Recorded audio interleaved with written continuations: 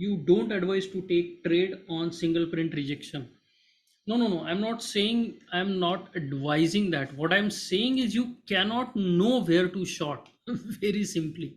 Okay, let us take example of this day. Okay, market has closed here and we have these single prints left behind, so it's a rejection area. Now we go into that. Now from this level till this level, where are you going to short? Are you going to short here, here, here? Where? Why? There is no reason. There is absolutely no reason why you should short here and not here and not here, or here. Where? Okay, yeah, they do provide rejection. Now you can argue that okay, single print provided rejection, we went lower. But then where were you going to short that? Are you going to short right at the start and put a stop loss above this? Now, okay, if this is not too big single print zone, you probably can do that. But if it is a very, very wide single print zone, then what we'll do? So let's say this is like this and this is much bigger single print zone. Now where will you short? Will you short here and put your stop loss here? Will short 50%? Where? That is the problem with single prints. So when I say that single prints are likely to reject, so you come into single print, you see rejection. What are the signs of rejection in this area? If you take out the IB low, we take it out in D period. Immediately what you should do, drop into a shorter term time frame.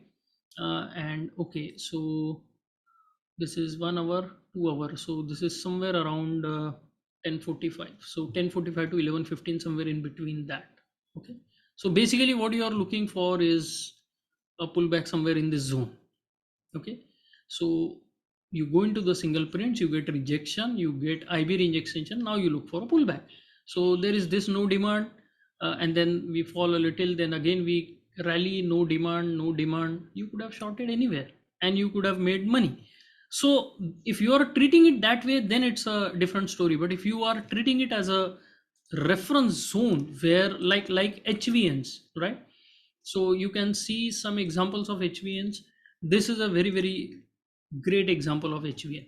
So you mark this level out, you short here, and then you know, or I wouldn't even advise to short directly, but this is a very clear reference, right?